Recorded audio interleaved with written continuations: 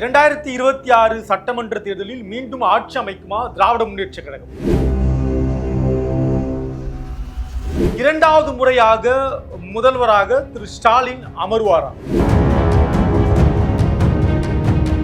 அதிமுக கூட்டணியை தேர்ந்தெடுத்திருக்கிறார் திரு அன்புமணி ராமதாஸ் அவர்கள். திமுக கூட்டணியை விரும்புகிறார் திரு ராமதாஸ் அவர்கள்.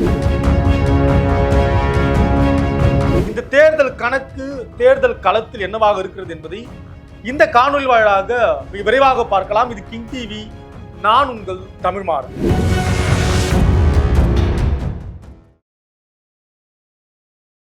சென்னை சில்க்ஸின் ஆஹா ஓஹோ ஆடி சேல் 50% வரை தள்ளுபடி. அறுவை சிகிச்சையில் கத்தை என்பது வரலாறு, ரோபோட்டிக் சர்ஜரி என்பது இன்றைய கூறு. தங்கம் புற்றுநோய் சிகிச்சை மையம், நாமக்கல் மற்றும் கான்பூர். ஜார்ஜ் தாமஸ் ராணுவ நினைவுகள் மற்றும் போர்க்கலை 2 நூல்கள் வெளியீட்டு விழா. இடம் அன்பகம். நேரம் காலை 10 மணி. ஜூலை 20ஆம் தேதி. மதிய உணவு உண்டு. நுழைவு கட்டணம் ரூபாய் 100. இன்றே முன்பதிவு செய்யுங்கள். 2026 சட்டமன்ற தேர்தல் என்பது தமிழ்நாட்டில் இருக்கக்கூடிய ஆளுங்கட்சி ஆனாலும் பிரதான எதிர்கட்சி ஆனாலும், அதாவது திராவிட முன்னேற்ற கழகம் ஆனாலும் அதிமுக ஆனாலும், 2 கட்சிகளுக்கும் ஒரு பலமான பரீட்சையாக இந்த தேர்தல் அமைய இருக்கிறது என்பதில் எந்த விதமான மாற்று கருத்தும் இருக்க வாய்ப்பில்லை. அதில் மிக முக்கிய காரணமாக பார்க்கப்படுவது திரு விஜய் அவர்களுடைய கட்சி, அதாவது தாவேகாவுடைய வருகை என்பது இந்த 2 கட்சிகளிலும் இருக்கக்கூடிய குறிப்பிட்ட சதவீதமான வாக்கு சதவீதங்களை இந்த கட்சி எடுத்துக்கொள்ளும் என்பதுதான் சமூகத்தில் இருக்கக்கூடிய பலதரப்பட்ட மக்களுடைய கருத்தும். அதை தாண்டி அரசியல் விமர்சகர்களை வைக்கக்கூடிய பார்வை என்பது களத்தில் நின்று தாவேகா இதுவரை தன்னுடைய வாக்கு சதவீதத்தை காட்டாத போதிலும் திரு விஜய் அவர்களுக்கு இருக்கக்கூடிய இந்த பிரபலம், அதை தாண்டி அவருக்கு பின்னால் இருக்கக்கூடிய ரசிகர்கள் பட்டாளம், புதிய நபர் ஒருவருக்கு வாக்களிக்க வேண்டும் என்கிற மக்களுடைய எண்ணம், இதையெல்லாம் வைத்து பார்க்கிற பொழுது குறிப்பாக திமுகவானாலும் அதிமுகவானாலும் 2லும் இருந்தும் ஒரு குறிப்பிட்ட வாக்கு சதவீதம் வருவதற்கான வாய்ப்பு இருக்கிறது. இதையெல்லாம் தாண்டி இந்த சவாலை எதிர்கொண்டுதான் மீண்டும் 2வது முறையாக தொடர்ந்து முதலமைச்சருடைய அரியணையை கைப்பற்றுவாரா திரு ஸ்டாலின் அவர்கள், அல்லது மீண்டும் அதிமுகவுடைய ஆட்சியை கொண்டு வருவாரா திரு எடப்பாடி பழனிசாமி அவர்கள் என்கிற கேள்வி இன்றைக்கு அரசியல் களத்தில் நிகழ்கிறது. இதை மறுத்து யாரும் கடந்து போய்விட முடியாது. அந்த வகையில குறிப்பாக திராவிட முன்னேற்ற கழக தலைமையிலான கூட்டணி என்பது மிக வலிமையான கூட்டணியை அமைப்பதற்கான வேலையை தற்போது முதல்வர் தொடங்கியிருக்கிறார். அந்த வகையில் குறிப்பாக திரு அன்புமணி ராமதாஸ் அவர்கள் அதிமுகவுடைய கூட்டணியிலேயே தொடர வேண்டும் என்கிற எண்ணம் இருந்தாலும், திரு ராமதாஸ் அவர்களுக்கு திமுகவோடு கூட்டணியில் இணைந்து செயல்பட வேண்டும் என்கிற எண்ணம் இருப்பதாகத்தான் பரவலாக பார்க்கப்படுகிறது. இன்றைக்கு பாமகவுடைய நிலைமையே 2ஆக இருக்கிறது. ராமதாஸ் தலைமையில் ஒரு அணி, திரு அன்புமணி ராமதாஸ் தலைமையில் ஒரு அணி இருக்கிறது. குறிப்பாக இந்த ராமதாஸ் தலைமையில் இருக்கக்கூடிய அணி என்பது திமுகவுடைய கூட்டணியை விரும்புகிறது. திமுக கூட போடுகிற கணக்கு என்பது கிட்டத்தட்ட இந்த அதிமுக ஒரு வலிமையான கூட்டணி அமைப்பதற்கு முன்னால் திமுக ஒரு வலிமையான கூட்டணியை அமைத்து ஆக வேண்டும். தற்போது இருக்கிற கூட்டணியை காப்பாற்ற வேண்டும். இந்த கூட்டணிக்கு கூடுதல் தொகுதிகளை கொடுக்க வேண்டும். புதியதாக திமுகவில் இணைகிற கூட்டணியையும் இணைத்து ஒரு வலிமையான கூட்டணியை உருவாக்க வேண்டும்.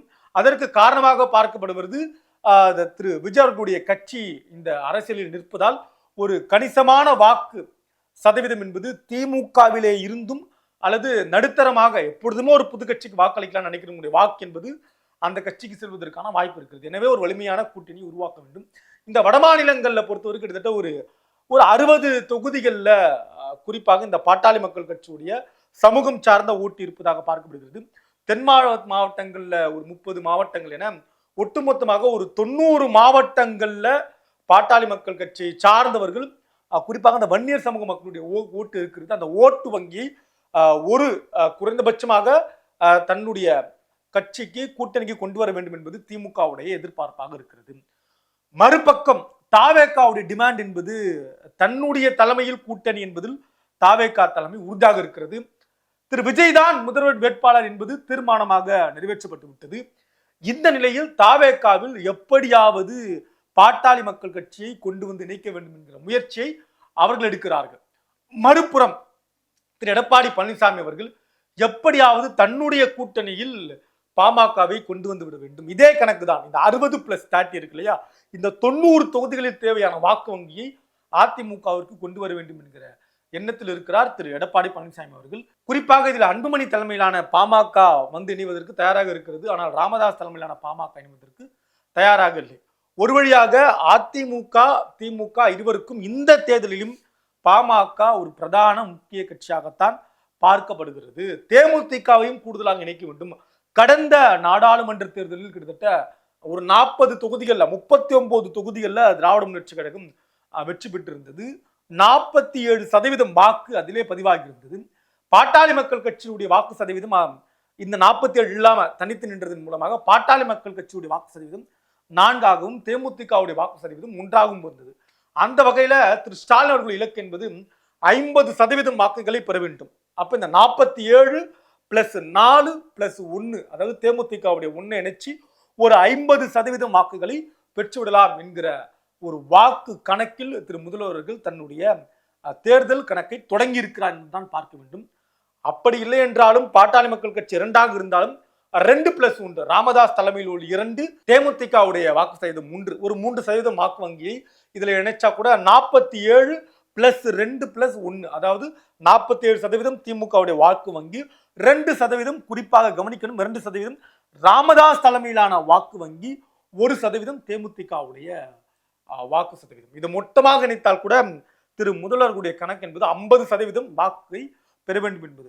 ஆக மீண்டும் பாட்டாளி மக்கள் கட்சியினுடைய வாக்கு சதவீதம் 2 கட்சிகளுக்கும் பிரதான கட்சியாக பார்க்கப்படுகிறது. ஒரு பக்கம் திரு எடப்பாடி அவர்கள் பாமகவை தன்னோடு இணைக்க முயற்சிக்கிறார், மறுபக்கம் திரு விஜய் அவர்கள் பாமகவை தன்னோடு இணைக்க முயற்சிக்கிறார். ஒரு பக்கம் திராவிட முன்னேற்ற கழகம் பாமகவில் இருக்கக்கூடிய திரு ராமதாஸ் அவர்கள் இணைத்தாலே போதுமானது என்கிற வாக்கு கணக்கை தொடங்கி இருக்கிறது. அந்த வகையில் எப்படியாவது தமிழ்நாடு முழுவதும் 50% வாக்கு வங்கியை பெற வேண்டும். இதன் மூலமாக மீண்டும் 2வது முறையாக திராவிட முன்னேற்ற கழகம் ஆட்சியில் வருவது என்பது ஒரு வரலாற்று சிறப்பு மிக்க ஒரு நிகழ்வாக பார்க்கப்படும். தொடர்ந்து இதுவரைக்கும் திராவிட முன்னேற்ற கழகம் 2வது முறை ஆட்சிக்கு வரவில்லை. அண்ணாவுக்கு பிறகு கலைஞர் அவர்கள் திமுகவுடைய தலைமைக்கு வந்த பிறகு 2வது முறையாக ஆட்சி அமைத்தது திராவிட முன்னேற்ற கழகம். ஆனால் கலைஞர் தலைமையில் இதுவரை 2 முறை தொடர்ந்து அப்படி ஒரு நிலை அமையவில்லை. ஆனால் எம்ஜிஆர் ஆனாலும் சரி, அடுத்து அம்மையார் ஜெயலலிதா ஆட்சியிலும் சரி, 2011, 2016 காலகட்டத்தில் அதிமுக தொடர்ந்து 2 முறை ஆட்சி அமைத்தது. கிட்டத்தட்ட திமுகவுக்கும் அதிமுகவுக்கும் ஒரு 1.4% வாக்கு வித்தியாசம் இருந்தாலும் கூட 2வது முறை ஆட்சி அமைத்தது. அந்த வகையில் இந்த முறை 2021 தேர்தலில் வெற்றி பெற்ற திராவிட முன்னேற்ற கழகம் 2026 மீண்டும் ஆட்சி அமைக்குமா? அப்படி ஆட்சி அமைப்பதற்கான சவால் தான் நடிகர் விஜய் அவர்களுடைய கட்சி இன்றைக்கு வந்து சேர்ந்திருக்கிறது. இந்த கட்சி ஓரளவுக்கு இல்லாமல் இருந்தால் கூட அதிமுக மீண்டும் ஆட்சிக்கு வந்திருக்கலாம் என்று பலர் எழுதியும் பேசி வருகிறார்கள். ஆனால் இன்றைக்கு விஜயுடைய வருகை சவாலாக அமைந்திருக்கிறது. ஆக மீண்டும் 2026 திமுக ஆட்சி அமைக்குமா? மீண்டும் முதல்வராக ஸ்டாலின் அரியணையில் அமர்வாரா என்பதை இனிவரும் காலங்களில் இந்த கணக்கெல்லாம் என்னவாக இருக்கிறது என்பதை பொறுத்திருந்து பார்க்கலாம். இது தேர்தல் கணக்கு. நான் தமிழ்மாறன், இது கிங் டிவி. தொடர்ந்து பேசலாம். சென்னை சில்க்ஸின் ஆஹா ஓஹோ ஆடி சேல் 50% வரை தள்ளுபடி. அறுவை சிகிச்சையில் கத்தை என்பது வரலாறு, ரோபோட்டிக் சர்ஜரி என்பது இன்றைய கூறு. தங்கம் புற்றுநோய் சிகிச்சை மையம், நாமக்கல் மற்றும் கான்பூர். ஜார்ஜ் தாமஸ் ராணுவ நினைவுகள் மற்றும் போர்க்கலை 2 நூல்கள் வெளியீட்டு விழா. இடம் அன்பகம். நேரம் காலை 10 மணி, ஜூலை 20ஆம் தேதி. மதிய உணவு உண்டு. நுழைவு கட்டணம் ரூபாய் 100. இன்றே முன்பதிவு செய்யுங்கள்.